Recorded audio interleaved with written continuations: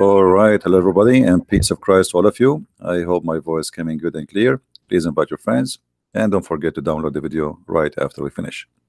Today, our topic about money, money, money. It's a song we heard long time ago from a team. It's called ABBA. Money, money, money. Now, why people sing for money? Why people they worship money? The answer is very simple. Money, what we learn from this life, that by money we can get things we need, and even more than what we need. By money we can enslave people, we can control, we can be rulers, we can be kings, we can be whatever we like to be. We can destroy life, we can save life, we can take life. Money do a lot. And the human being understood what money is about. And this is why the whole world is running after money. However, religion is no different. Religion, and hardly you can find something that's called religion, is not connected to money.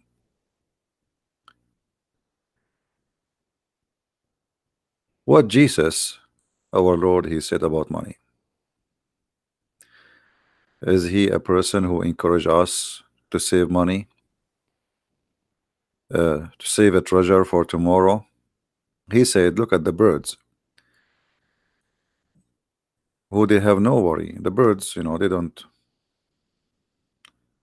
they don't have really storages of money and security. They are birds.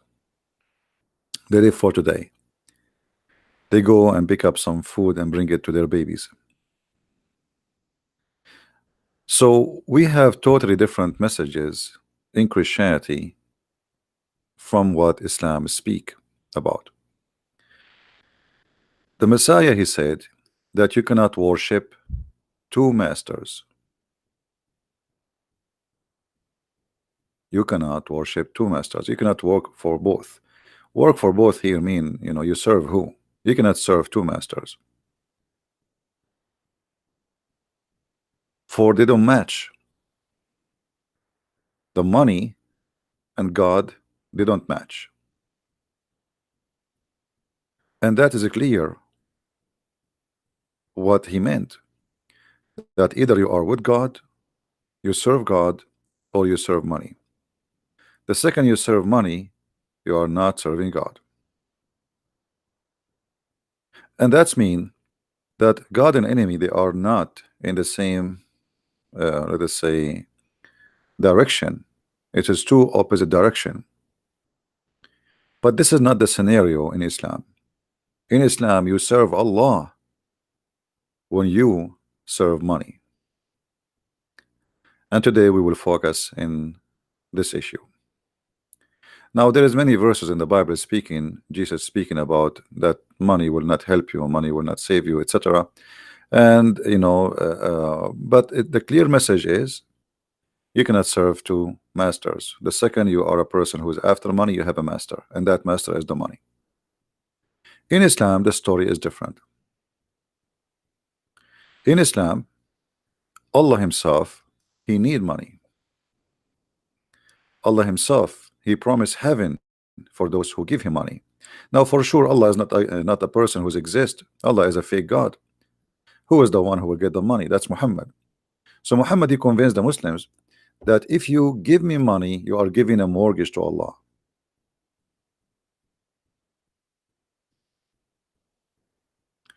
And he was using his God, as always, for the sake of generating money. So Muhammad, and this is very smart, by the way. This very smart and very evil in the same time. So you will not say, okay, I am the one who's asking you to give me. No, it's Allah. I'm telling you what Allah said. So now you are not just thinking about making a donation to Muhammad. No, don't you want to save yourself? Do you want to save yourself or not? So you have to give a mortgage to Allah, and Allah will pay you back in heaven. And who is the one who will collect the money? It is Muhammad. And Muhammad, he keep using that all over the Quran. Even he was asking the Jews that you should give me money too, because God, he order you to give money to the messengers. You have to support them with money. You see here the translation says, and then my messenger to support them. But in fact it says, وَقَرَضْتُمُ اللَّهُ قَرْضًا حَسَنًا, and we gave Allah a kindly loan. So by giving the messengers money, you are giving Allah a kindly loan. Okay, why Allah don't give the messengers loan? Can't Allah sponsor his messengers? Chapter 57 verse number 11, he who lend Allah a godly loan, a goodly loan, Allah will double it for him, and he will rich him in reward. Allah will make you rich. Just give him the money. Allah, he is in need and he is begging for money. Again, who is the one who will collect the money? Muhammad. The Muslim, they might say to you, oh, this is a charity. Well, hold on. I mean, charity, you don't keep saying just say give it charity. Give it charity, and that's it. Give it to the poor. Don't give it to Muhammad. If you see somebody is poor, feed him. Jesus says, if somebody asks you, give him. If ask you for your coat, give him your dress. And here this is about helping the needy, not just giving people your stuff. I mean, we are not crazy people. You go on the street, somebody says, give me your coat. And then Muhammad, he go further with giving money, to the point he claimed that if you give him money, Allah will not only reward you in heaven, but he will grant you forgiveness.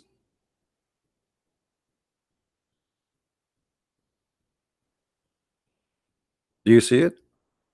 And here we need to ask ourselves, can we bribe God? Like now, if you gave the nation to Christian prince, God will forgive you from your sin. That is silly. That is really silly. What forgiveness have to do with giving money to somebody?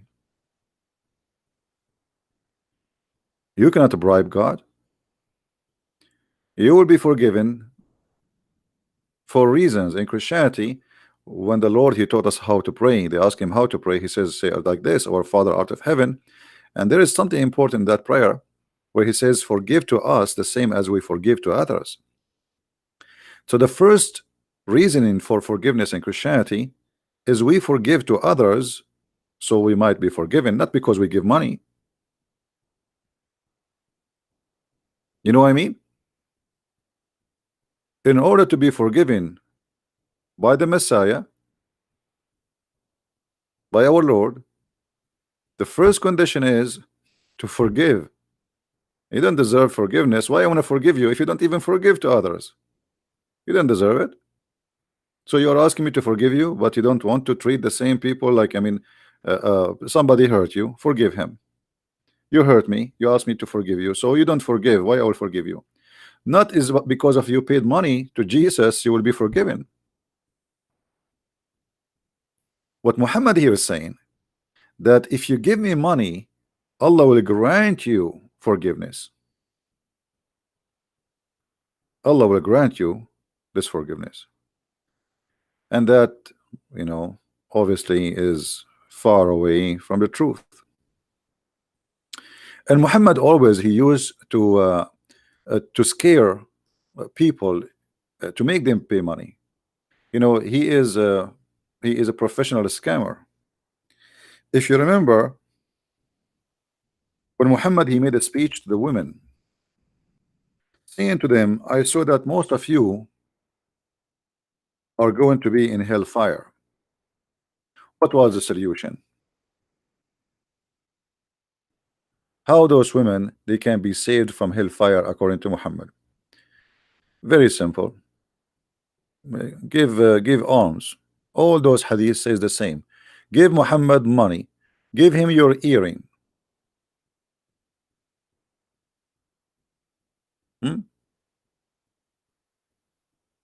Give him your earring. Give him your money.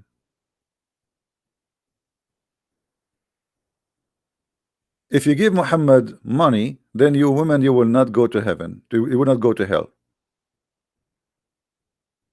All those references in front of us.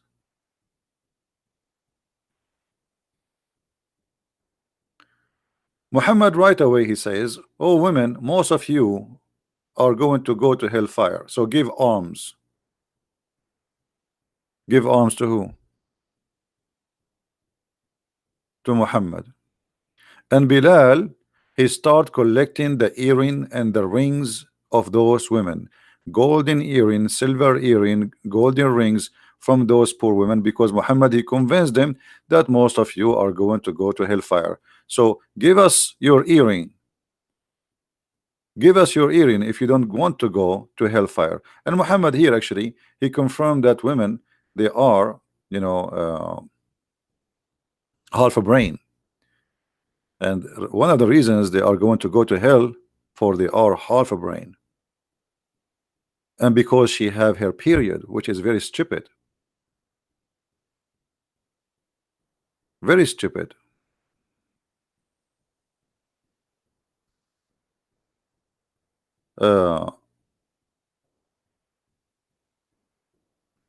And the whole purpose of this speech is to make women give their earring and their rings, scaring them, saying to them, you will end in hellfire. So you want to be saved? Give us your money. Now, if Muhammad he saw that the majority of women they will go to hellfire, what giving earring will do to the women? Is that it changed her? No. You see the sick mentality. You see that what's wrong with this logic. Let us say Muhammad he saw us. We are a group of people sitting here, and he says, "Oh, I saw that most of you will go to hellfire," and then he says, "Give us your arms." What does that mean? Just by giving you some earring and rings, we will not go to hellfire now? Nothing changed on us. We are still the same. We did not change the way we do things. Women, they still women. They still have their period. So why they will go to hell? They will not go to hellfire no more if we give their earring. Simply because if you give your earring, now you are Muhammad, he grant you forgiveness.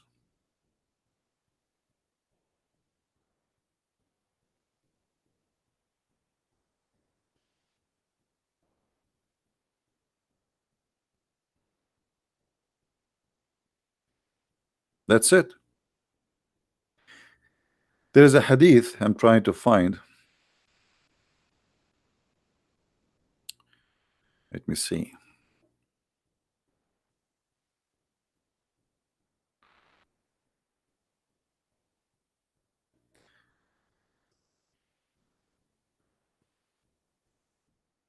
Why Jesus did not say, if you give me your money, then you are going to be forgiven, forgiven.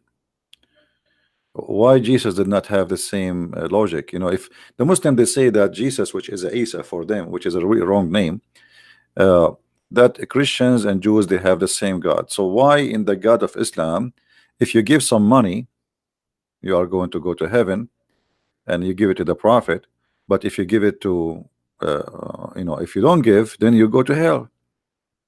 And why women they will go to hell? Just because they have their period, because they have half a brain. If the women have their period, that's mean if that is a defect in religion. That's what Muhammad said, a defect in the religion.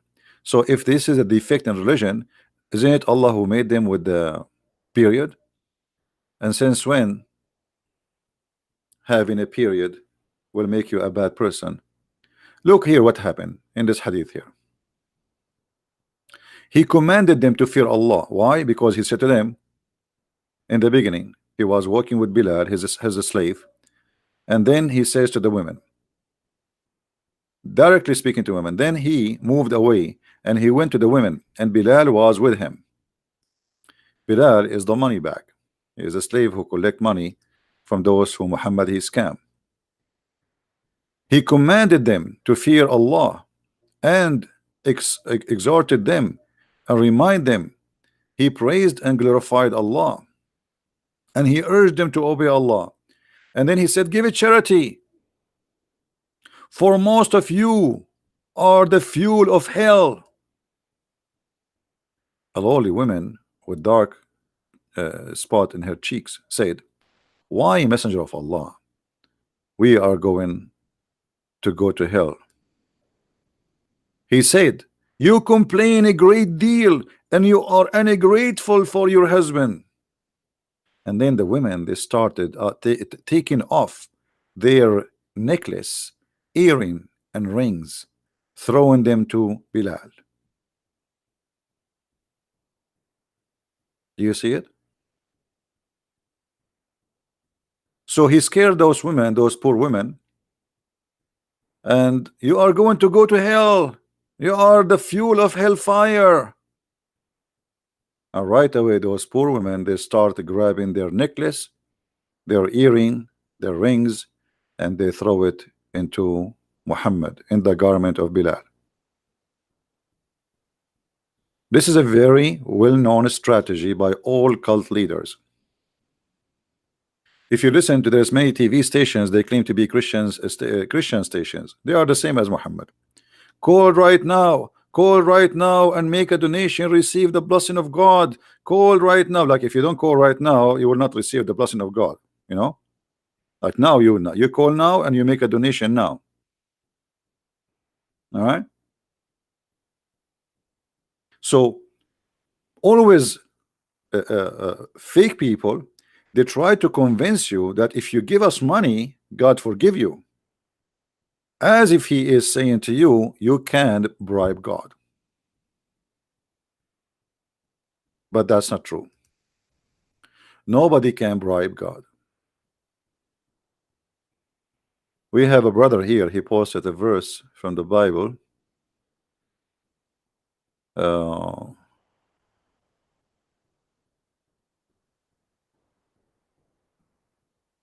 Yeah, actually he just posted a verse for us. You guys, you can read it in Psalm 49. Thank you for that verse.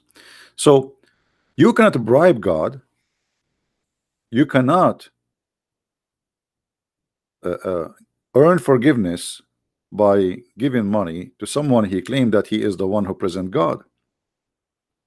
And here Muhammad, if you think about it, when those poor women, they are Bedouin women, poor women, they start taking their earring. Do you know what is that? What those earring and the you know, jewelries they have for them? I mean, this is their saving. At that time, people, they don't have really. I mean, there is no bank. There's no. This is the saving of the women. The husband, he marry her. Before the marriage, he buy her some jewelries based on what he can afford. And then she wear it all, and she live with it. She sleep with it because there is no security. You know, there is not, like, you know, houses is the door, you can push it with your foot if there's a door actually. So those women, this is their security, this is their saving. And now you see he is targeting women, as just because you are a woman, you are guilty. He didn't say, oh, men. He's talking to women. And those poor women, they start throwing their earring and their rings. Here we notice Muhammad used the strategy of fear. The strategy of fear is very simple, that you are going to go to hellfire, and if you don't do that, which means give me money, you will go guaranteed. But if you give me the money, then you might go to heaven, because I going to connect, you know, I will pray in your behalf. And actually Muhammad, he said that in the Quran.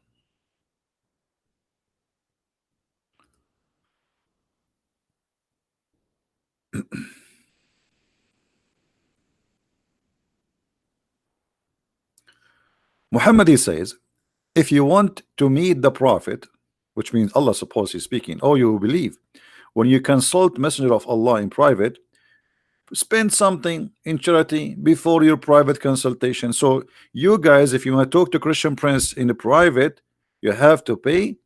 If I am Muhammad, you have to pay me, Muhammad, You have to pay me as Muhammad money, otherwise I will not talk to you in private. Anyone remember that Jesus refused to meet somebody unless he pay him first? Do you know how much money Jesus can make? A person who can raise people from death, a person who can make the blind see, a person who can heal any illness by a touch. How much money he can make?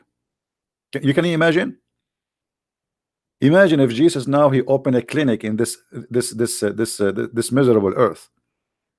How many millions and billions of people they will attend the clinic of Jesus? Healing is guaranteed, perfect healing, and it's for free. Muhammad, who healed no one, who has no miracles, yet if you want to speak to him in a private consultation, you have to give him money. There's a verse in the Quran, and I don't know if any of you remember it, where Muhammad he kicked a man because he is poor from his house. The chapter of Abasa wa Tawalla.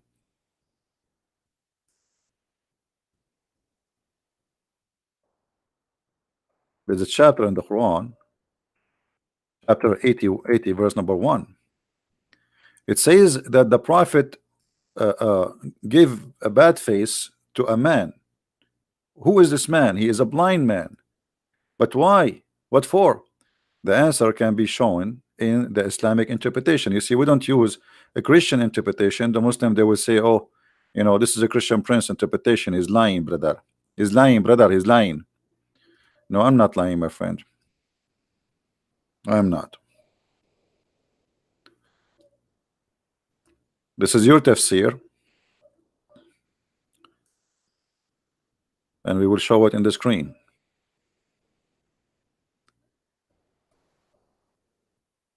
Muhammad was busy with a bunch of businessmen. This is the book. It's called Asbab al-Nuzul, which means the reason for the verses to come down.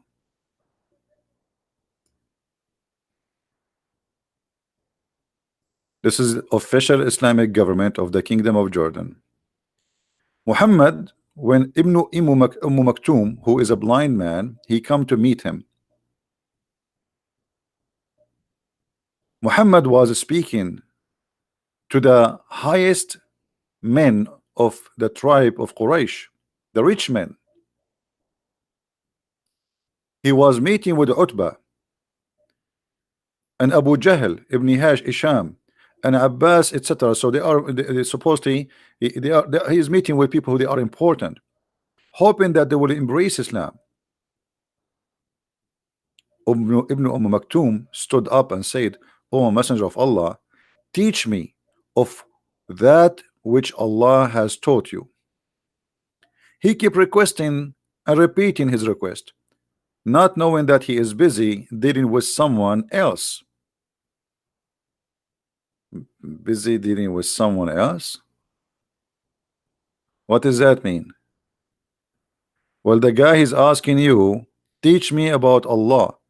This is an answer, should be a benefit for all of those. He is trying to convince people to convert to Islam, right? So this is still in the topic. It's not a change in the topic. But just because he is a poor blind man, Muhammad, he don't want to answer, and he kicked him out of his house. That is not a behavior of a person, anyone claim that he is a messenger of God.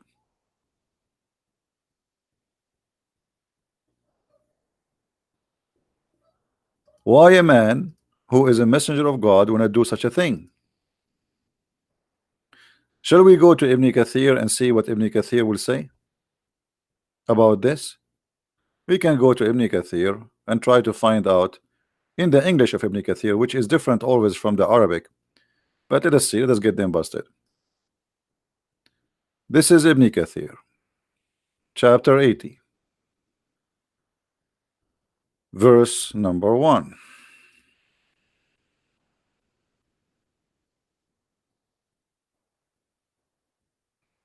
All right.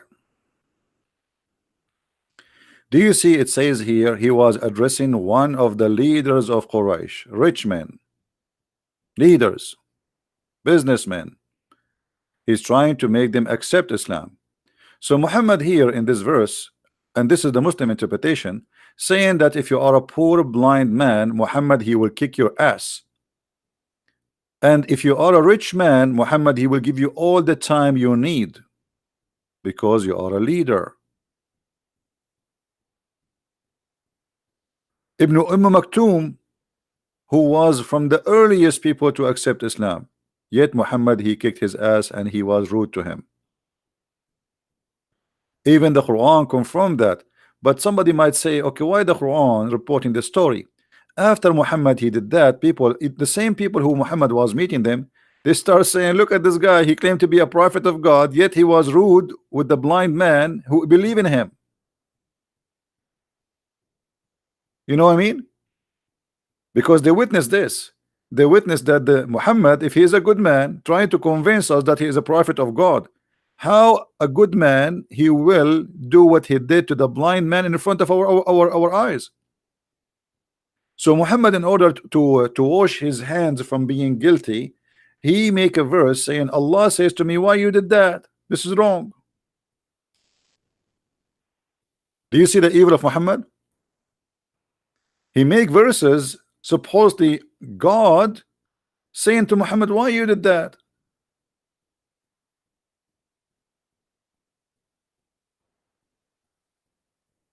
The Muslim, they say to us, Muhammad was the most noble person. He was the most amazing person. I never saw a noble person. He will kick the ass of somebody he is a blind. Because that will be against his nature, regardless if he is busy or not busy. A blind man asking you do that to him?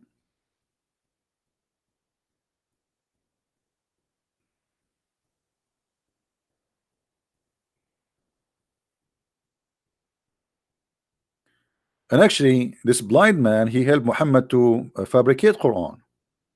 If you remember, when Muhammad he speak about that those who go for jihad,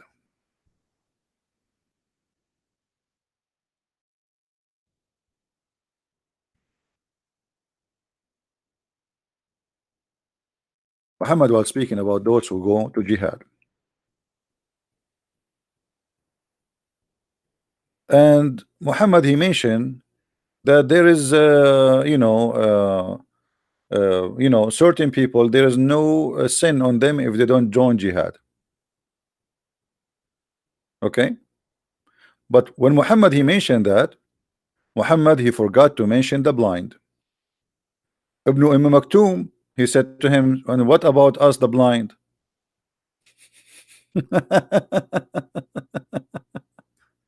So Muhammad he added to the Quran right in the spot when the guy was just sitting next to him, and we can show you the reference, which is proving Muhammad to be a false. The guy he just said to you,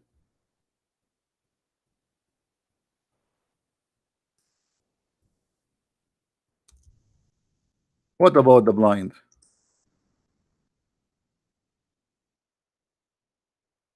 If we go to the verse, chapter 24, verse number 61.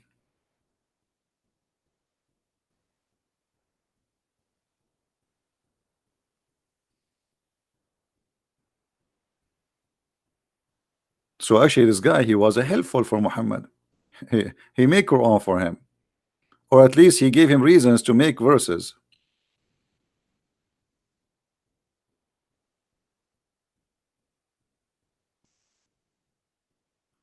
And this is why he added, there's no blame upon the blind, no blame upon etc. Because Ibn Maktoum, this person, the same person, he is behind this reason.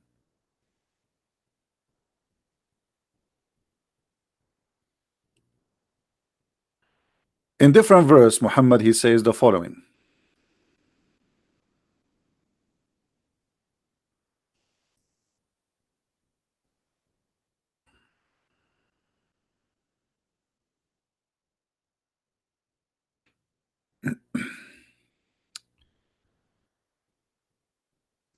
Read with me carefully, please.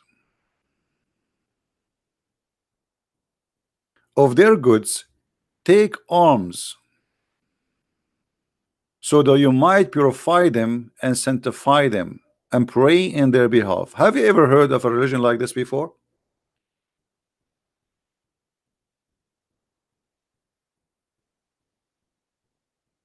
Anyone notice here what what is the dangerous about this statement? Who notice? Let us see from you guys. I want you to think with me. What is the problem with this verse? As you see, this is not my translation, this is not my website, this is your Islamic website, this is your Arabic, this is your English. Everything is yours, Muslims. I have nothing to do with it. What is the problem here? Anyone notice?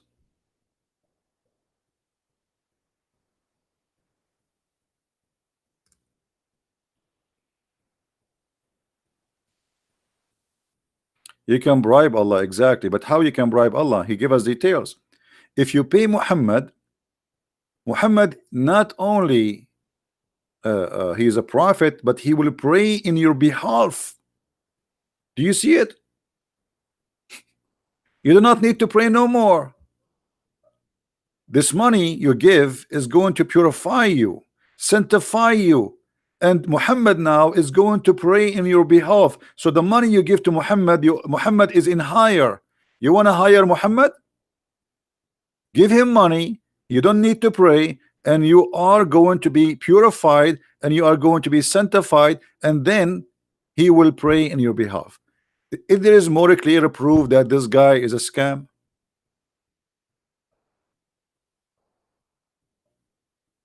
so imagine I say to you, if you give me money, you don't need to pray. That's it. I will pray on your behalf. Just give us the money. Obviously, this is a scam. We have a Muslim guy. He's saying, "Is this guy is stupid?" Osman, answer us. Okay, maybe I'm stupid. You are smart. Osman, you are a Muslim and you are smart. I never saw a Muslim. He is not smart, by the way. All of them are genius. To the point they believe that there's in heaven, there's a woman. Her ass is 1 mile.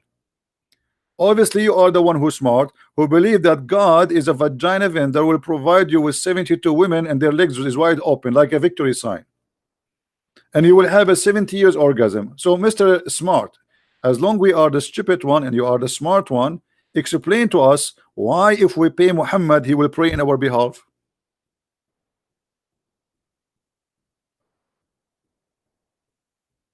Do you know, Mr. Smart?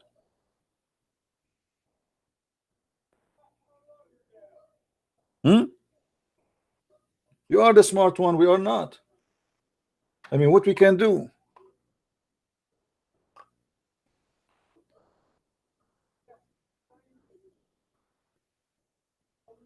He see a lot of poor people will go to heaven. My friend, he see a lot of people will go to heaven, but yet his best friends, all of them, they are rich. He promised Uthman ibn Affan, and he make him the caliphate after him because simply he is a very filthy rich. Who is the poor people? Muhammad, he bought, you know, the Quran says, look at this. Have you ever heard, not only in Islam, not only you can bribe God, Allah can bribe you too. If you are strong and Allah need you, Allah will bribe you. Look at this verse.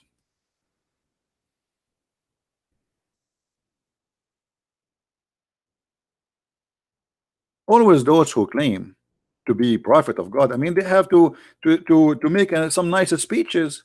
What, he will say the poor people will go to hell? But obviously he is always in the side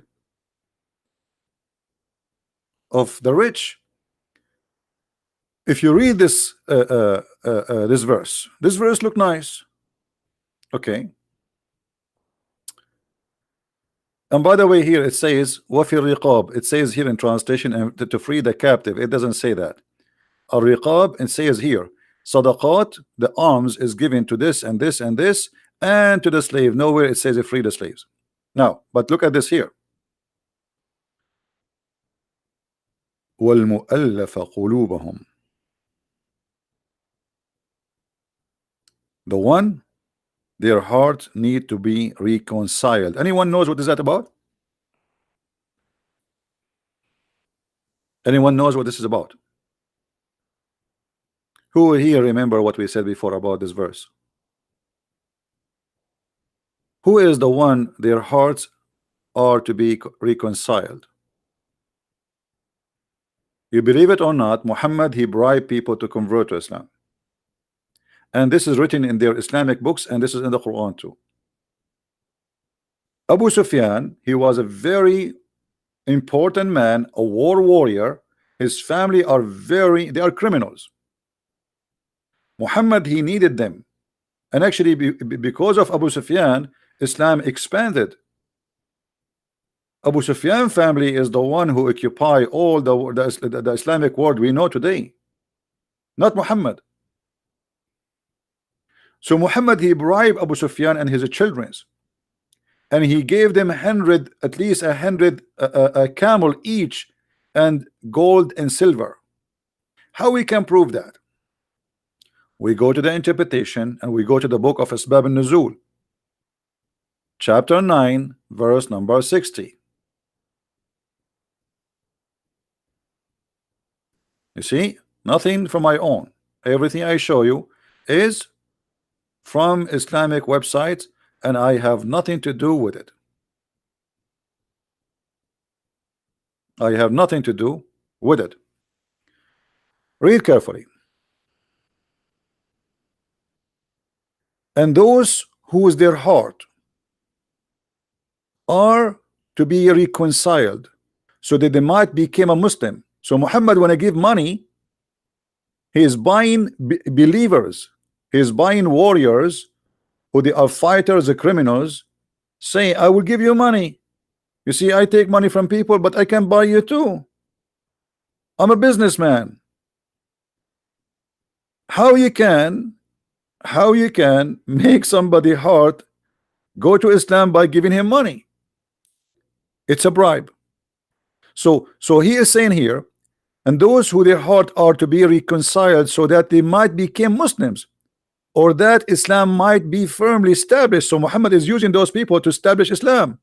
Allah cannot establish Islam. He needed their money. He needed those people. So now he is sacrificing money. He's buying them, and then their peers might become Muslims that might defend Muslims. You see, they are warrior. They are criminals. So see, they will defend. They are fighters.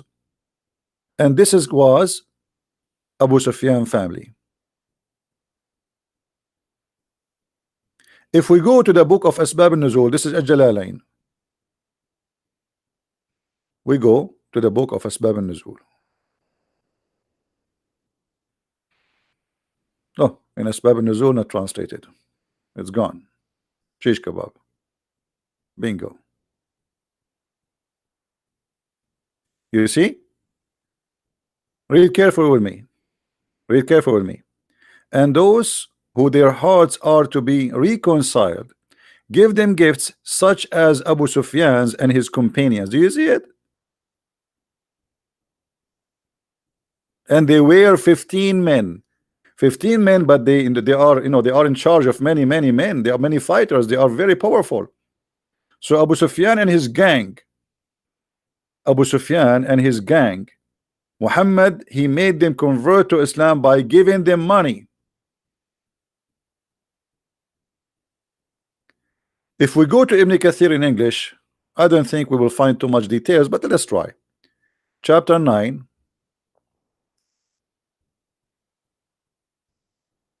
verse 60.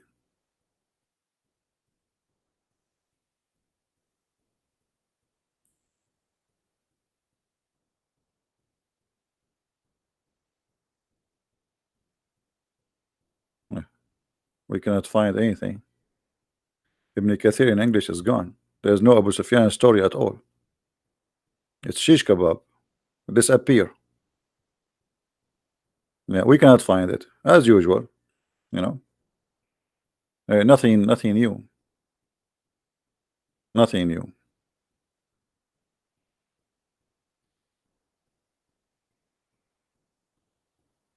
Yeah.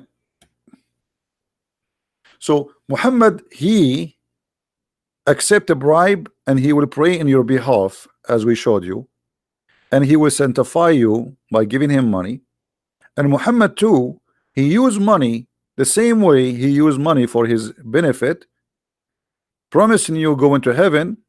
He bribed people to convert to Islam, and those who their heart, okay, he could not convince them to convert to Islam. What he can do? Well, give them money. Those people, they like money, so take money and convert to Islam. Now, how Muhammad, he is a prophet of God, and how Allah is God, except that somebody he will convert to Islam by money, paying him money, and that is okay. You know what I mean? Unless this is a pure cult.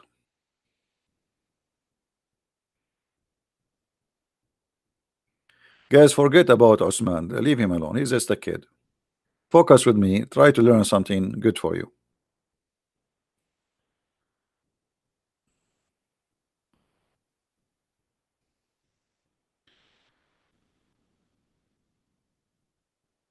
What if I pay somebody to convert to Christianity?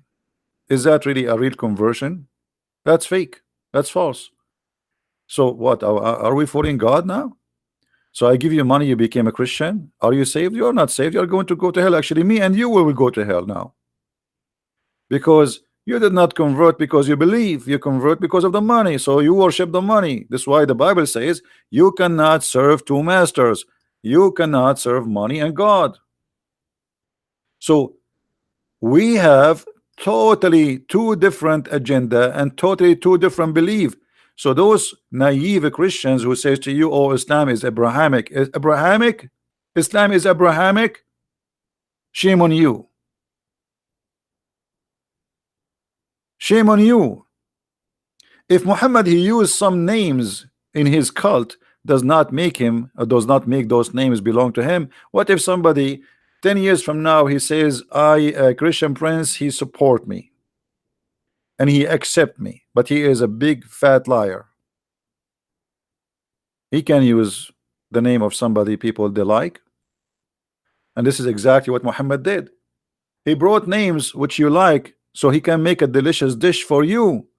Somebody wanna put a poison in your food, he will put it in your best food, not in the toilet seat. Do we agree?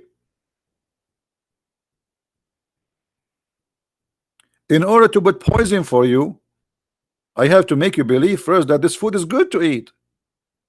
I'm not going to put it for you in a piece of ugly all the cheese, smelly cheese, you will throw it in the garbage. I will bring you the best of the cheese. I will bring you the best of the salad. I will bring you the best of the food you eat, you like to eat, and then I will put my poison there. So he brought the names which you like. He brought Musa's, he brought Abraham, he brought even Jesus, supposedly Isa, and he brought Mary, and he brought all the good names, and he put them in his book so you can eat.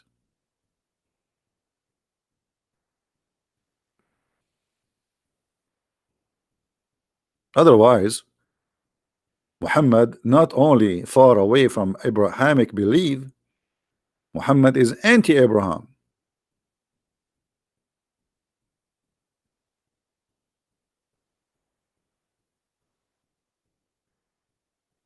At the same time, we have tons of evidence that Muhammad he have no answer to debate those who debate him in his time. As an example, the Christian and the Jews, they did not accept Muhammad for a second. And because Muhammad is a liar, he have no answer. So how Muhammad he answered the Christians and the Jews? Using the name of Abraham. Let us show you this verse.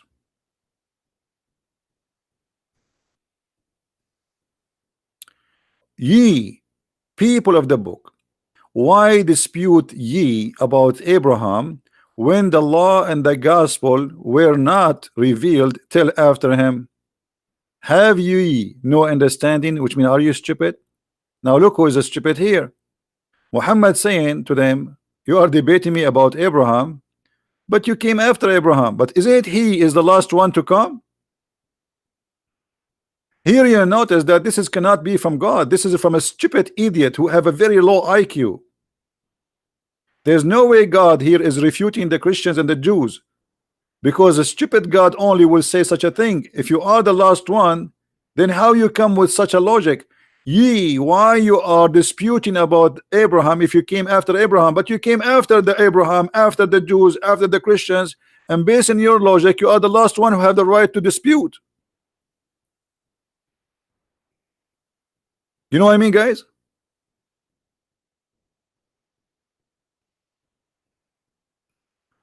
Abbas is saying, why Jesus, he said to the women, dogs. Jesus was quoting what the Jews they say. The children of Israel, they say, don't cast your bread to the dogs, because they insult always their God. Those are the Aramaic people. But for an ignorant like you, you are saying why Jesus says that. But why you don't ask yourself why Jesus, he said to her, blessed your belief. You have a great faith, and he did miracle for her. Why you did not ask yourself how Jesus, he accepted her? Why you did not say to yourself why the woman, even if she is coming to him and ask him in a miracle nobody can do unless he is God?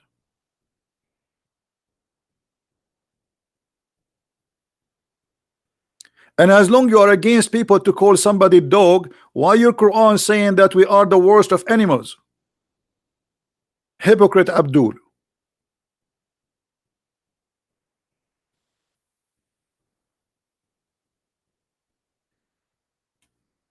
The Quran call us all kind of names. Najis, animals, worst of the creatures, evil doers, kuffar, pigs, monkeys, you name it. And then this little tiny creature, he is trying to say why Jesus said dogs. Jesus was quoting what the Jews says. Here, look at this. If Muhammad is a prophet of God and the one is talking here is God, there's no way God will say such a stupid statement. The one who came after, he have no right to dispute with the one who came after him. This is what the verse saying. But based on this, Muhammad is the last one to have the right to dispute.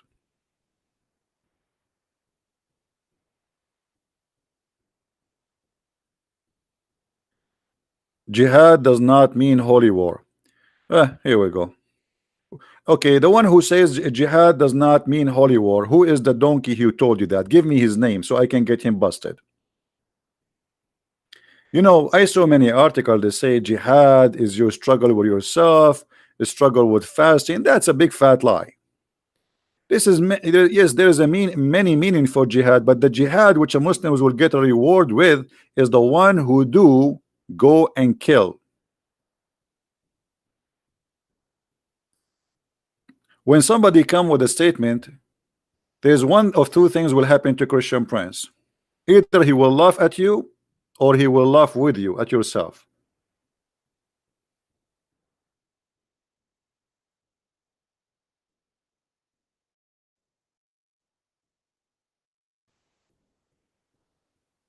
The jihad which Muhammad promised the Muslims, the version 4, is going and killing anyone who don't believe in Allah. And the jihad have two parts, either by money for those who cannot go for war, or those who go physically and kill. Now if there is anyone who dare to say I'm lying, please let me know. Actually, why we waste our time? We can get you busted immediately. Here we go.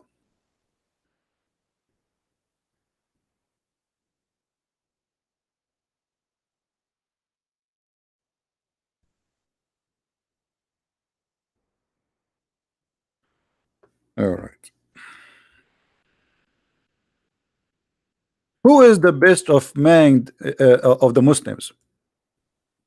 Who is the best of Muslims? Is the one who do jihad. But who is the one who do jihad? Let us see Muhammad giving us the definition for that. The one who strive in the way of Allah with his wealth and his life. What does that mean? Go down a little bit. He said, a man asked him, O Messenger of Allah, which of the men is the best? He says, a believer who do jihad. The word here fights is jihad. For the donkey who said that, who fights seeking is taking his life and expanding his wealth or spending his wealth in the way of Allah. This is what jihad. Let us see what the Quran said.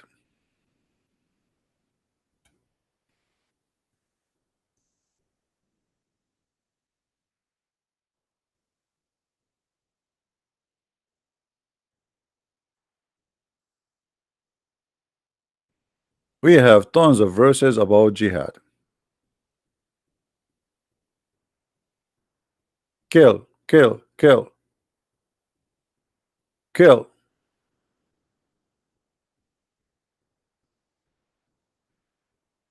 Read this carefully with me. Allah has purchased. He what? He has purchased money again of the believer, their life and their money. Their life and their money. For their, between two bracket, in return is paradise. They fight in his cause, and they slay and are slain. Where is the donkey who says to us that jihad does not mean to holy war? Where is that donkey who said jihad is not a holy war? Put your ears up. You do not need to put your hand up. You know, you're a donkey. Put your ears up. Do you see how they lie to you? Is that a Quran or this is a Christian Prince book?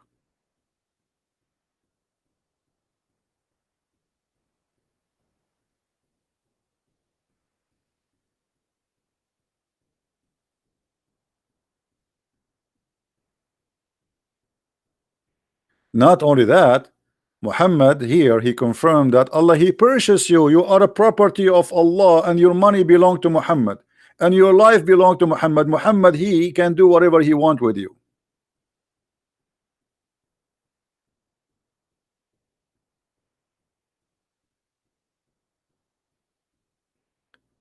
Well, we don't want to change the topic to talk about sex and jihad, but if you want to have tons of reference, you can go and get my book, Sex and Allah. All right, it's 2 volume, have tons of reference about sex and Allah, sex and jihad, sex and Muhammad. Everything have to do with sex. But remember, I did not put in my book everything about sex in Islam, otherwise I have like 10,000 books to finish this topic. So I made them in 2 books summarizing what and the connection of Allah and sex, the same as we are talking here about some evidence of the connection between Allah and money.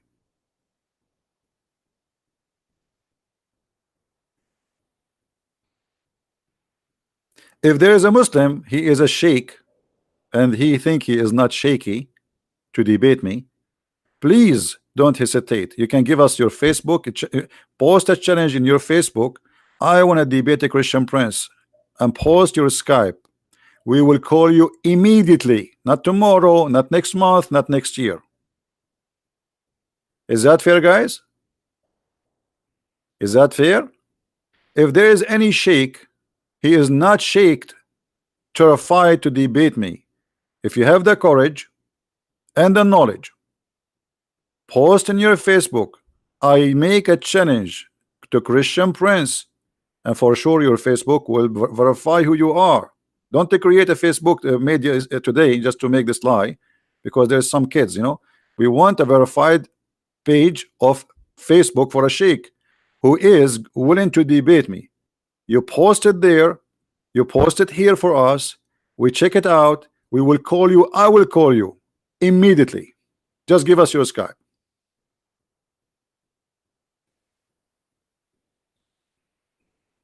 Anyone there?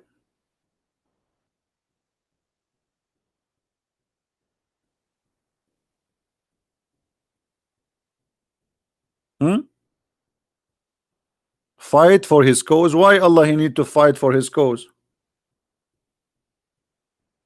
Any Muslim can explain why Allah don't fight for his cause? Allah is God, right? If Allah he want, a Muslim, they say if Allah wants something, he say be is going to be. So what the point here saying to us to fight each other, slaying each other? Why you don't solve the problem? You're God. If the purpose is killing the kuffar, you kill them. Why your God Allah cannot kill us? He need you to kill us because he is not exist. This is Muhammad fooling you.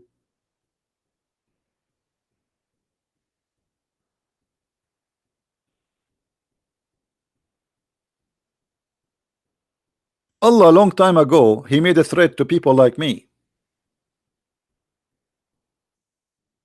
saying to them, if you don't believe in Muhammad, look what we will do to you. What he will do to us? Brother, if you don't believe, brother, in the Prophet Muhammad, brother, Allah is going to erase your eyebrows, and Allah is going to make your mouth close, and your nose is inside your head. Let me show you the interpretation. Chapter 4, verse number 47.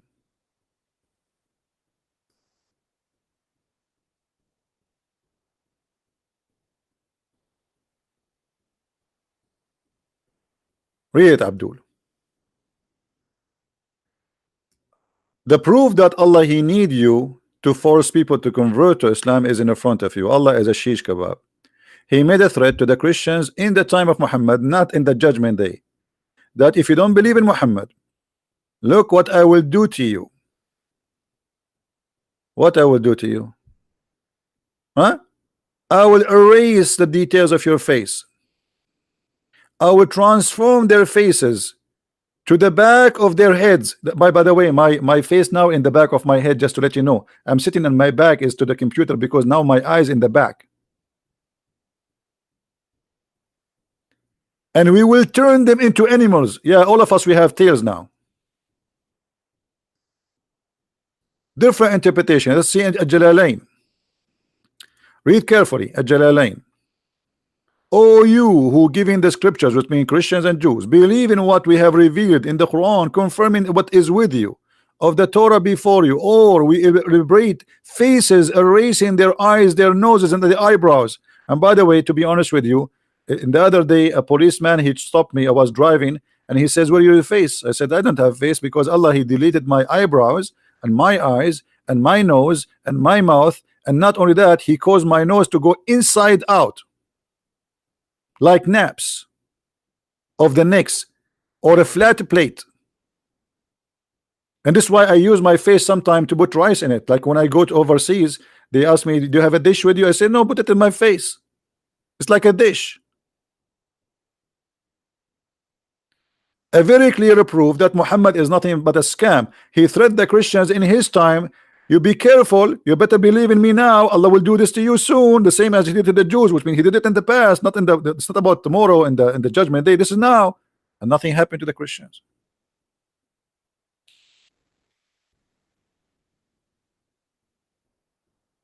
Allah will make my nose inside. That's something.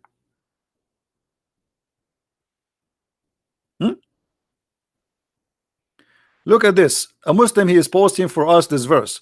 This is the verse always the Muslim they post for you just to fool you. This verse you posted from us, you idiot, it's about the Jews. Muhammad here is saying, he is quoting a verse from the Old Testament, where the verse says, if a person he killed an innocent man. This is from the Old Testament, and this was for the Jews. Why Muslims they love to lie? This is have nothing to do with you. It says there actually, and we order Musas. Why you don't post the verse before it? This is for Musas, not for you.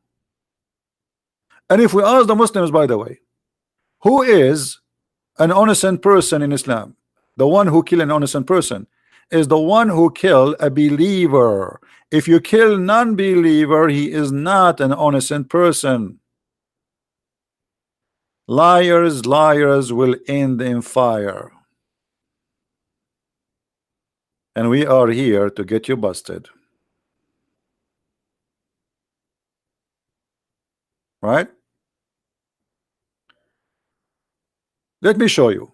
First, by the way, this person, this liar, he did he cut a part of the verse. Did you notice that?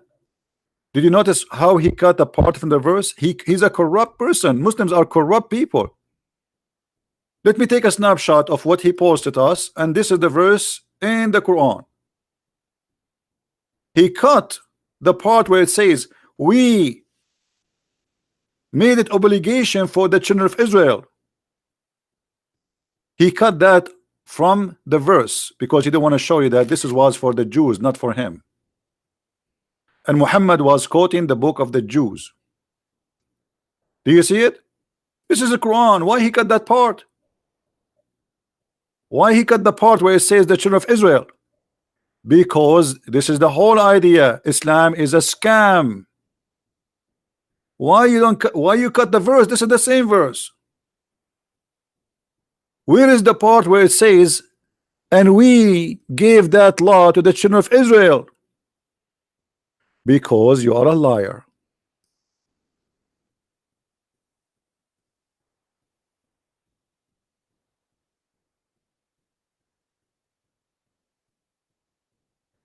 Abdul, you cannot play with the Christian prince. I don't even play chess with myself. I will lose. And not only that, the same verse here is still, when the Muslims explain it, they says you cannot kill an innocent person which is a Muslim. If a person he is not a Muslim, he is guilty. There's an interview between what his name, this guy in England. England became the nest of terrorists. What his name? I forgot his name. The Pakistani boy. They made an interview with him in the BBC. He says, why you don't condemn the killing of innocent people? He says, yes, first of all, innocent people in Islam is Muslims. Go search it right now. No, not Ali. What Ali Dawah? Ali is just a kid. Andam Shawadri, Andam Shawadri. He explained it. He is being honest. He says, killing innocent in the Quran mean killing innocent Muslims. If you kill non-Muslims, they are not innocent. The BBC guy, he says to him, you must be kidding me. So are you saying to me those who they are killed, etc., they are guilty? He says, yes, they are guilty because they refuse to accept Islam. And this is exactly what their interpretation says. So they quote for you a verse to mislead you, to misguide you, and to fool you. And there's many stupid idiot out there, they are waiting for being misguided. Why you don't quote for me the verse after it to show you the mercy? The only reward who make war upon Allah. How you can make war upon Allah? I am in war with Allah. What is the punishment for me? You know, when you see the word war, you think those people are fighting Islam by like taking sword. No, the second you say a statement against Muhammad, you are waging war against Allah. What the punishment? The verse after it. They will never quote this verse for you. We cut their hands, we cut their feet from opposite direction, we crucify them, and we expel them from the land. Have you ever seen a Muslim quoting for you the verse after this verse? They don't quote it.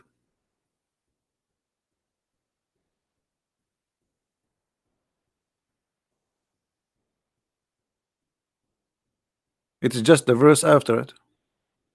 This is the verse, and here we go. This is the verse after.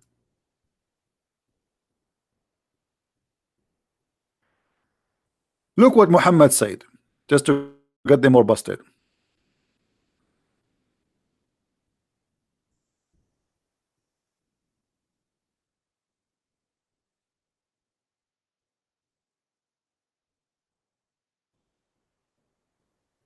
Yeah, this is what I said, that this verse was not for the Muslim. This is a quotation from the Old Testament.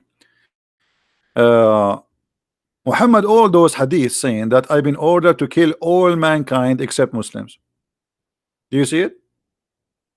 I've been ordered. Here they use the word translation fight. Well, fight what? By zucchini? Fighting by the sword. I've been commanded to fight all the people. All people what? All mankind. Till they declare that there's no God but Allah and Muhammad is the prophet. And if they do that, and they pray as we pray, and they slaughter as we slaughter, and they eat as we eat, and they face the Qibla as we face the Qibla, and they pay the zakat, and blah blah blah, all the condition, and then and only then their blood and their property is secured from my hand. Do you see it? So what is the war? What war we are talking about here? If you don't accept Allah, you are in war with Muhammad. If you don't accept Muhammad as a prophet, you are in war with Muhammad. Even if you accept to say Shahada and you don't pray as Muhammad he order you, he will kill you. Even if you say Shahada and you don't pray in the direction of the Qibla, the Kaaba, he will kill you. If you don't pay the Zakah, he will kill you. Do you see it? Is that my statement? Is that my book? Look how many reference. All of them they are Sahih. All of them they are Sahih. Their blood and their wealth are safe from me. Muhammad is nothing but a gang leader. Why their blood and why you want to take their wealth? Just because you don't accept to say Allah is God and Muhammad is prophet, their wealth is insecure and their blood is free for you? Yes, this is Islam.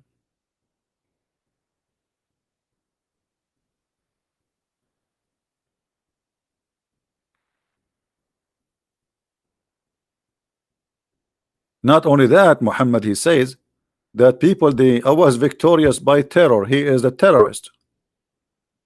From a distance of a month.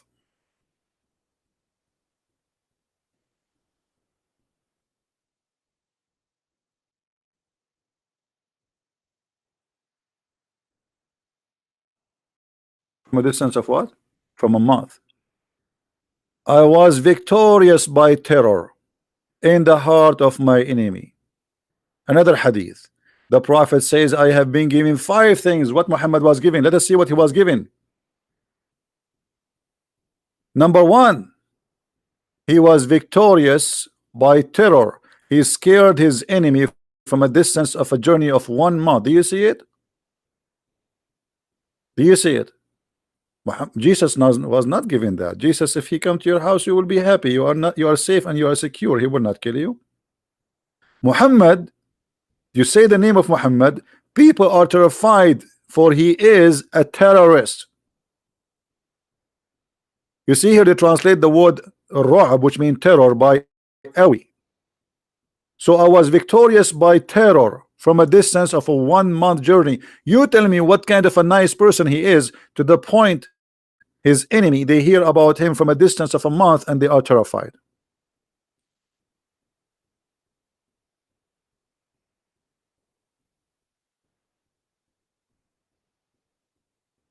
Now we go to the second part of our topic. Go back to the money. Money is not only Muhammad he pay you, money is how Muhammad he buy you. We showed you how Muhammad he bought the family of Abu Sufyan, but what about heaven? Did Allah promise us gold and silver in heaven? And pearls and jewelries? Yes.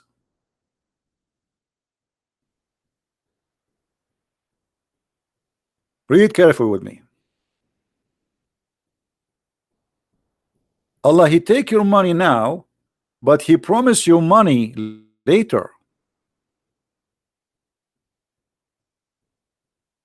Allah will admit those who believe and work righteousness deed, which means killing the Christians, killing the Jews, killing the Hindus, the Buddhas, the atheists, etc. To the garden beneath which rivers flow, they shall be adorned therein with a bracelet of gold and pearls, and their garment made of silk. God wanna give me bracelets made of gold? That is money. Cloth is made of silk, that is money. Pearls, and even the ground will be made from za'faran. The ground in Islam is made from za'faran and jewelries. In chapter 76 verse number 21 it says the following: upon them will be green garment of fine silk and heavy brocade, and they will be adorned with the bracelet of silver. In the other verse, Allah he made a mistake. Anyone remember what the mistake? Anyone remember the mistake? Who noticed the mistake here between the 2 verses we just mentioned? Anyone remember? There's a mistake, clear mistake in the reward. No, one verse saying that you will have gold, and the other verse saying it says a bracelet from silver. Correct? One verse saying that Allah will give you a bracelet from silver. This verse. The verse before it, Allah, he says Allah will give you a bracelet from gold. So which one? Here it says asawira min fidda, bracelet of silver. But didn't he say you will have a bracelet from gold? Which one?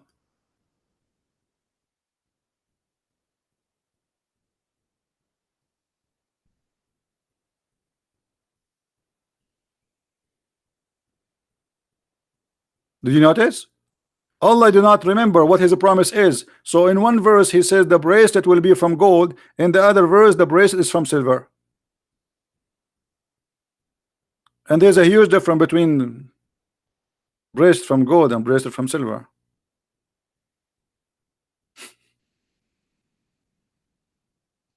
And here you ask yourself, what is the value of gold in heaven?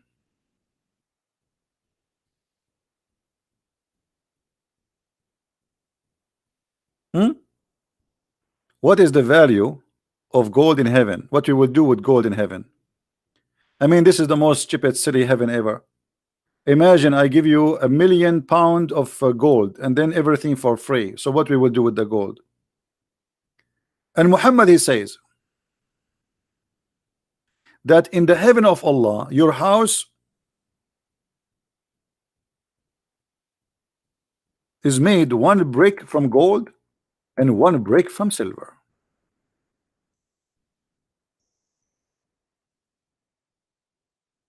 If you have a software to do like what they call it, you know, the software they use for engineering, like to design houses, try to make a wall or a house, and try using your software to color the wall with two colors, gold and silver, because one brick is gold, one brick of silver.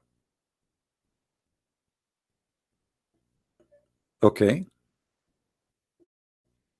and see how ugly it's going to be, how comfortable your eyes will be to live inside such a stupid house. I prefer a cabinet or a cabin made from wood, will be a lot nicer, so friendly, and I will feel like a human inside it. Being inside a box made from metal, that is not a house. Especially it's a shiny wall, gold and silver. How disgusting.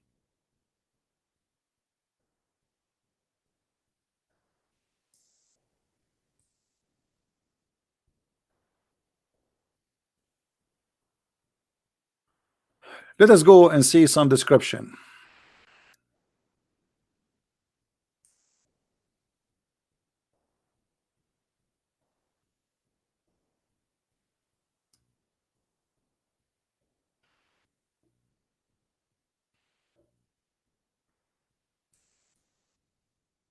We cannot find those hadith in English.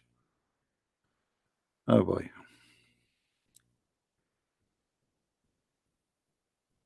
Yeah, the embarrassing hadith, they will not be. Let us show let us see this verse in the Quran.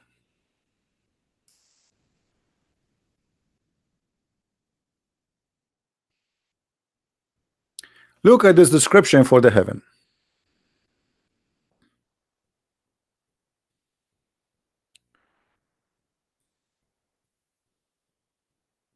In the hell there's no food, but in heaven you will eat as much you want, and then Allah will make your face soft.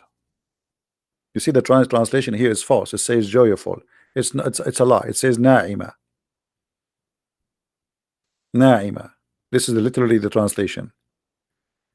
And they will be, you know, pleased there. The garden is so high. I like high garden. I mean, I don't like a low garden. There nobody will do gossiping. And there is a spring of water running. But you remember the yesterday we spoke about two fountains. Now it's one spring. And you will sit in a high throne. By the way, this is a translation is false. It says fi sururin marfu'a, which mean high couches, high beds. This is heaven. I will have a high bed, and then cups. Allah will put cups for you there. I mean, have you ever heard of a heaven like this? وأكواب موضوعة, and cups, like the translation. Let's change the translator. This translation is weird. It look like this guy is using software or something. Let us see.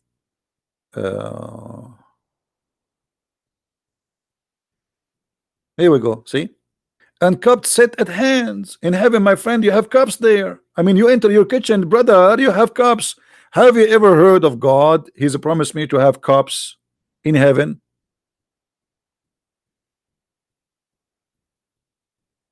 That's God's talking. And brother, we will give you even cushions, and they are in rows. There is many of them, cushions, a lot of cushions. Have you ever heard of a God that promised me a heaven have cushions? I mean, the one is talking there is God. This is Muhammad fooling those poor Arab who sleep in the floor. Hey Abdul, I will give you a cushion. Are you serious, prophet? Yes, brother.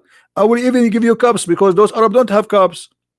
The cups only is in the hand of the Persian and the Roman. Those Arab are desert people. So he promised them cups is even from a glass. And carpet. You will have carpet. A brother, you will have a carpet.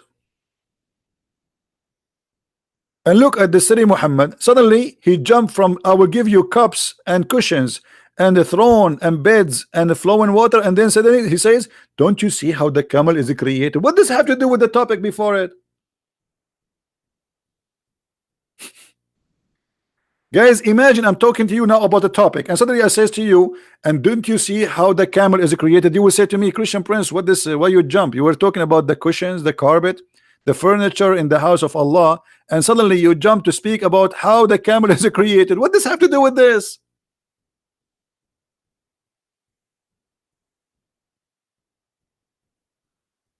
I mean, this guy, he have a diarrhea. He don't know what he's talking about.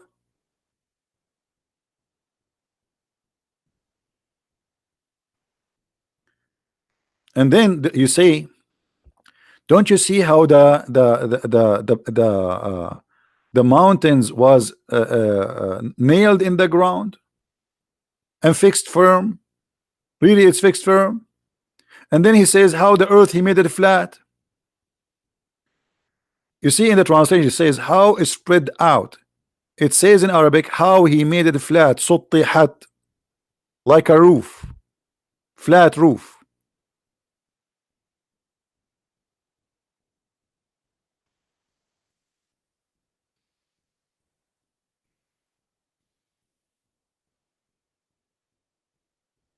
And yet they say to you, Islam makes sense and Islam is a religion. Islam is a crazy, is a cult.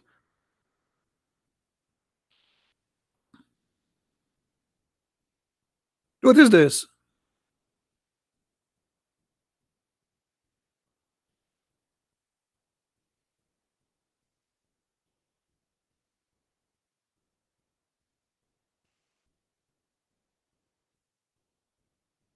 Look at this one. Hold on, let me show you this one. We mentioned that Allah will give you cups, right? Okay, read this one with me. You believe it that this is God talking? First of all, around you, brother, there will be boys. You will be reclining in your bed. Imagine that. Recline in your bed. And you will be facing each other. I mean, look at this description. So brother Abdul Shabir Ali will be facing brother Shamsi. His bed is here, his bed is there, and they are facing each other. And then around them there will be little boys who they are naked, and they are so beautiful like pearls, as in different verse describe them. And they will serve them, those boys, or around them there will be cups and jugs and glasses from a flowing wine. And you ask yourself why somebody want to commit suicide. Hey, look at his life here, it's a disaster. He have to work, go in the work, work as a taxi driver or a truck driver, and spend the whole day driving or doing concrete work to make pennies. He kill himself. He go there. He will find all those boys naked around him and women opening their legs. There's no panty, and each time he have sex with her, Allah, he will make her vagina brand new for him again, and cups and jugs and glasses, and he's wow, that's amazing, brother. And even the fruits, brother, of what you like. And by the way, just to let you know, in the heaven of Allah there is a great diet. There's no beef, there's no pork, there's no lamb. The only meat is allowed is a flesh of birds.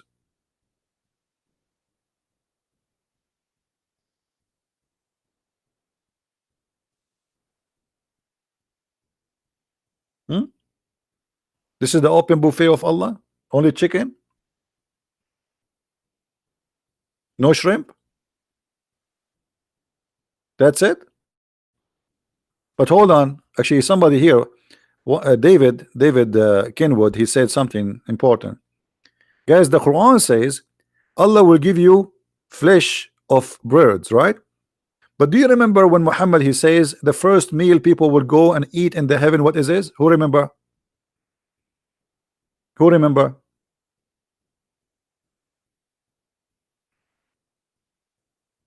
David, he just posted.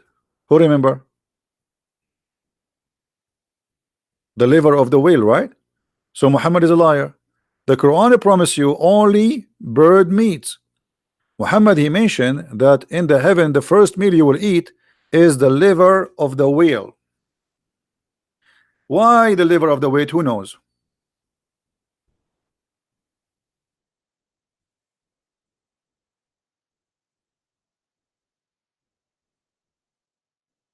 Hmm?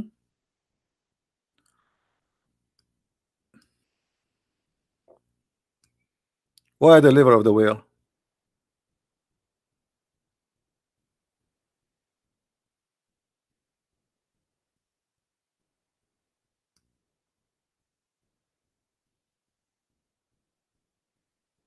Six. The Arab, they believe that if you eat from the liver of the whale you will become a porn star.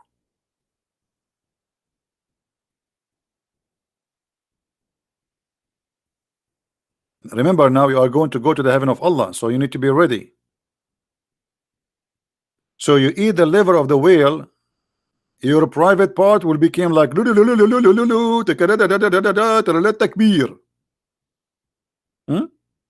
Viagra, thank you very much. And look, actually this story here is the most hilarious story. A guy, he came to him and he said to him, I came, brother, to ask you a question about the three things nobody knows unless he is a prophet. Hold on, guys. He's asking him a question about three things nobody knows unless he's a prophet, but the guy, he know the answer. Because later he agree with him. No problem, nobody knows the answer for it unless he is a prophet, but the guy himself, he know the answer. Let it go. Firstly, what is the first portent of the hour? Secondly, what is the first meal of the people of paradise? Thirdly, what make the baby look like the father? And each answer is hilarious. And then Muhammad, he says the first meal, etc. And then look what make the baby look like the father. And if the man, now he explained how the baby look like.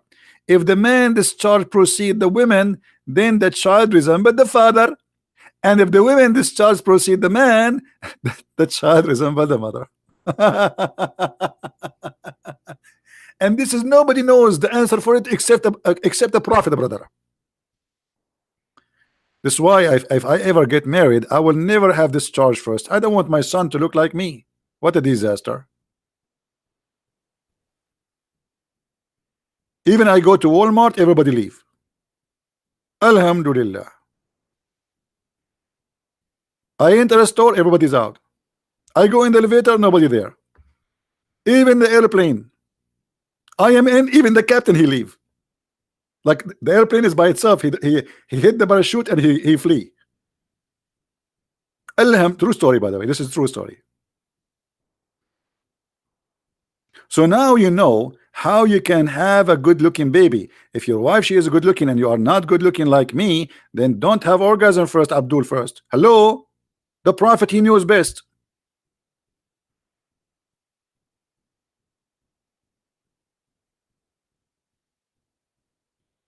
You found a sheikh, let him post in Skype, he in the sorry, in the Facebook, that he accepted to challenge me, and you know, just give us his Facebook, and he can post there his Facebook account, and we will contact him.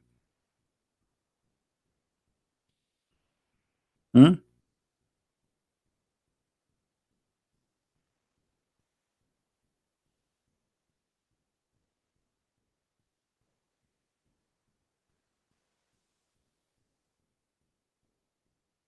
And Abdul haven't.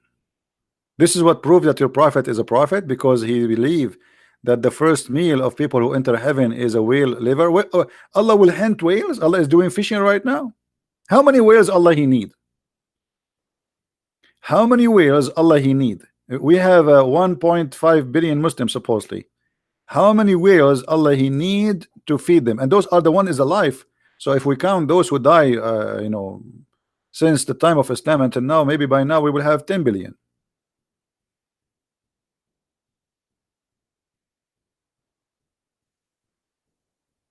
We need a lot of whales.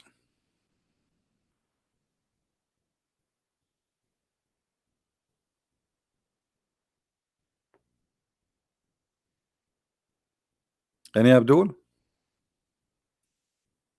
Yeah, but yeah, maybe Allah would take that whale, the one who carried the earth. Yeah, good one, Andrew. Andrew, he says maybe the whale which is carried the earth. You remember the story, guys? Who remember where we can find the story of the whale which carried the earth?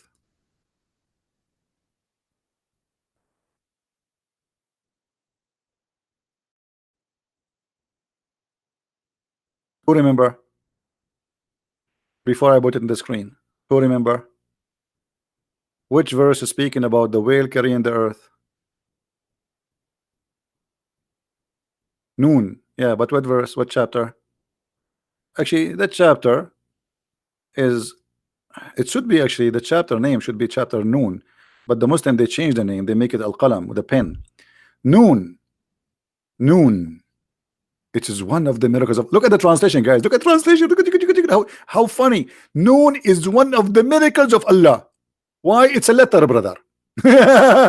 It's a one letter. This is a miracle of Allah. So if I say noon now, I made a miracle. Noon is an Arabic letter. You see here, noon is not really noon. It's just N, letter N. Let me type it for you in English. It just, this is what it is. What miracle of Allah, you donkey. But because they cannot explain it, it's a miracle, brother. That's it. This is what it says noon. In Arabic, when a letter alone, we give it like a name. So we call it noon. But it's a letter N. That's it. This is a miracle of Allah. Why? Is Allah the one who made this letter? But if we go and to try to find out what this noon mean, you will be really amused. Shall we go and see what noon mean? Just for the sake of education. Chapter 68, verse number 1.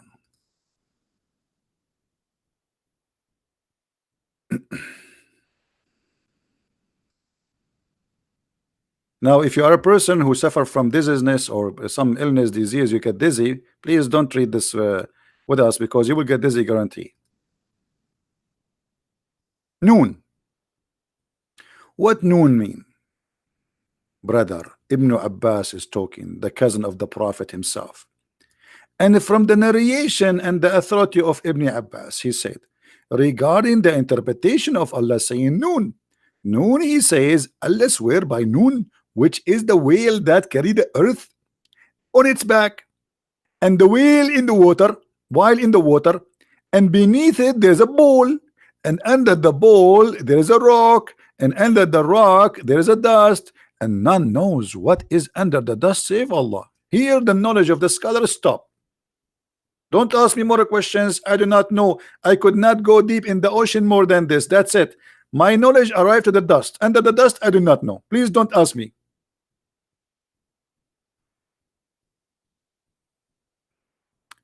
So there is a whale is carrying the earth. And who is carrying the whale? There's a ball. The name of the whale is Lewish. And by the way, this is not Lewish Farrakhan. This is different Lewish. And it said its name is Lutaya. And the name of the bull is Bahamut. And some they say that the name is Talahut or Liwana. The whale in the sea is called Adwad.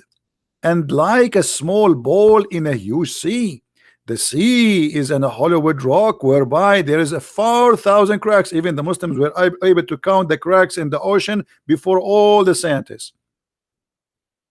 Look at this. They knew how many cracks down deep the ocean. How they knew that if Allah is not God, brother? 4,000 cracks. Abdul, the 4,000 cracks is in the head of the one who made this chapter, not in the ocean. And from each crack, water spring come out to earth. It's also said that Noon is one of the name of Allah. Hold on. So we start saying that the Noon is a whale, and we end that Noon is Allah Himself. What 2 lines before it was a whale. Now they change it, and it's also said that it is one of the names of Allah. It stands for the letter Noon in Ar-Rahman, and it's also said, are we done? No. Also say that Noon is an inkwell. Like, what the heck? So it was a whale, and then it became Allah, and now became an inkwell. Allah have an inkwell, in case you do not know. Allah swear by the pen. This pen is made of light, and its light equal to the distance between the heaven and the earth. For sure, Allah will not hold a small pen. Are you stupid or what? His pen will be very big. Very, very big.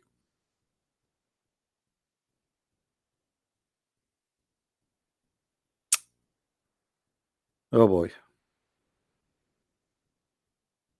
How many of you feel like converting to Islam? And by the way, supposedly this is interpretation. This guy is explaining. Anyone understand anything now? Is it better before the explanation? I mean, after the explanation, now we are getting more dizzy. So which one is the correct meaning? I mean, this is the interpretation. This is the explanation. And the funny, the Quran says, Allah said that we made the Quran, explain the Quran in great details.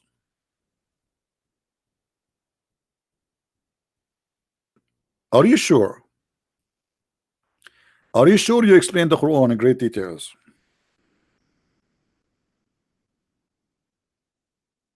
I can't tell, brother.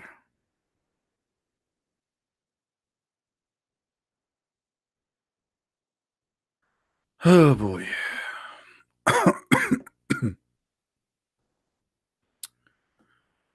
Do we have any Abdul have a comment? He just don't agree with us, something?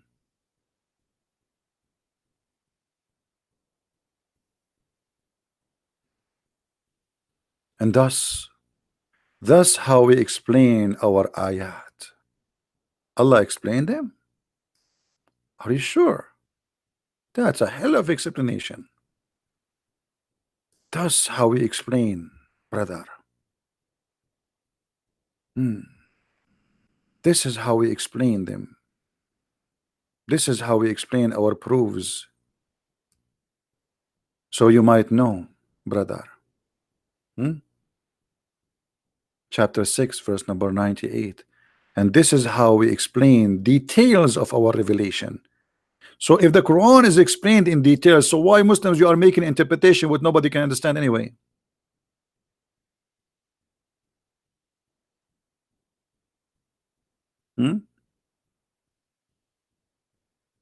Any Abdul?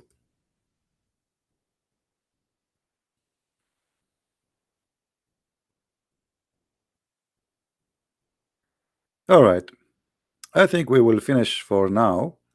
And don't forget, please, to download the videos. If you like to learn more about Islam, feel free. You can go to Amazon and search for Christian Prince, and you'll find the list of my books in all languages. And remember, for those who speak Spanish, we have our book in Spanish already out. For those who speak Spanish, and we have in German, we have in Swedish, we have in French, and for sure in English. So if you are a person who care to read and educate yourself, please feel free and get your copy. Now, the reason we ask people to download the videos, because we want you always to have reference, and they are for free. It doesn't cost you money. It's for free. All the time we give here is for free. If there is something I can do more, every day I give many hours of my day for you guys for free. I lose my voice, I spend my time. This is a topic which for me very annoying, by the way. I don't like it, but because there's nobody to replace me, nobody can take my place. Somebody have to clean the garbage, and that is me. Cleaning garbage is not fun, but somebody have to do it. Otherwise, all of us, we will get sick. Otherwise, trust me, I am sick of this cult. My head is a library of garbage. Nothing useful. But as you see, sometimes even garbage is useful, because many people, they might be misleaded, misguided, and they've been fooled and to convert to Islam. So I'm using the garbage which is in my head, which is about Allah and Muhammad, to save many people as I can. So please help us. Download the videos, share them. It doesn't cost you money. It just take a click, post it in different place. You can cut them pieces, topic by topic. Like today we mentioned many things. You can make them 15 minutes each or 10 minutes each. It's up to you. Or you posted the whole thing together. If you speak languages, you can translate the videos, the short videos, make them short. That will make it easier for you, an easier project, and add a subtitle any language you wish. My friend, don't make me feel that I'm wasting my time. I'm here to educate you, so one day you will not be left alone. And one day I will die. All of us, we will die. But your child, he will go in the internet, and there's tons and millions of people that are trying to hunt him down, make him believe in such a stupid cult. So what we do here is extremely important. If you see how many messages I receive from people who left Islam, or people who are thinking to convert to Islam, you will not believe it. Same time, you will get the blessing. If a person who leave Islam, or a person who was thinking to convert to Islam, and saw a video you posted, even though it's my video, but because you posted, you receive the blessing of saving a human being life. Yes, you do, because it is you who posted the video there. It was your hand who helped this person to be out of the ocean of hell. So help us, so you might help yourself. You know, many, they say, well, Islam is far away from me. What if your child come to you today and he heard a child in the school saying to him Islam is from the true God, and he tried to fool your son? What you will do? How you can refute him? How you can? Already he's brainwashed. It's going to be too late. So share your knowledge with your family, with your friends, even with your children. For sure, each one of them depend in his age. Don't wait until the danger come. Explain what the drugs is, not after what your child take a drugs. Explain what AIDS is, not after your child is get infected. It's too late. What we do here is an extremely for your health and the health of your family and your society. Help us, so the Lord will remember us in his book. Time will come and the Lord will ask me and you, how many hours you spend a day in your life to serve me? How many hours? Sadly, many of us will say not even a minute. Me myself, I have a lot of hours. Still I feel guilty. I feel I can do more, but I wish really I can stay all day long talking. But the more you get older and etc., like you sit in behind the table. I used to sit behind the table for 10 hours, 12 hours, 13 hours, actually sometime even a day or even a day and a half non-stop. But the more older you get, the more harder it get for you to sit. It's not easy. Talking for many hours, you will lose your voice after 2 hours max. Try it. But the Lord is our provider, and the Lord, He give us strength, and I will do as much as I can, but still we need your help so you can be a person in his society, in his community, to transfer the message into something good. So thank you very much for being here. I appreciate all those who support us, either by coming here or even by donation or even by spreading my videos. For by doing what we do, we are helping the world to be better security, better economy. How much money we spend because of Islam for security in airplanes? Your airplane ticket became twice double because they increased the tax due to the security. Billions and trillions of dollars are spent everywhere in the world because of Islam, just for security in the airport alone. So Islam making a huge impact in your lifestyle. You spend now 2 or 3 hours waiting for the airplane. Before the airplane, you have to be there 2 hours in advance at least. So just for the sake of security check, because of Islam. We used to go to the airplane and nobody even asked us what you have in the bag, just before 9/11. So Islam is changing the whole system, because now people, they fear for the security.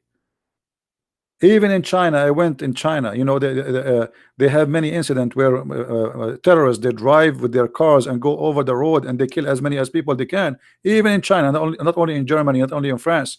So now you go to France, you go to Germany, you will see there's many roads are blocks. You can't even drive your car through because of Islamic terrorism. So don't think that this is a joke. Maybe it's funny, maybe it's stupid, maybe Islam is garbage in your mind, but for somebody else, this is a holy religion, and he is willing to kill for the sake of his God. So this is a very extreme, dangerous cult, impacting your life, your security, your finance, your business, your work. Many people lose their jobs because of Islam. After 9/11, almost all American airline companies went bankruptcy. Nobody's flying.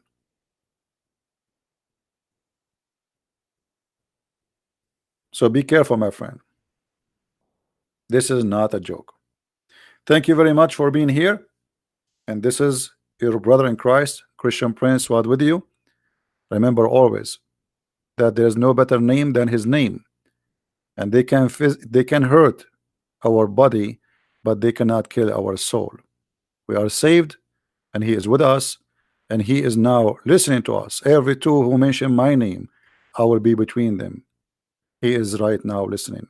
We are the followers of the living Christ, and they are followers of the dead Muhammad. Let the dead bury the dead, and we are with the living God. His name is Christ. He is our Lord. Thank you very much. Christ is Lord. Islam is false. And see you soon again. Bye-bye.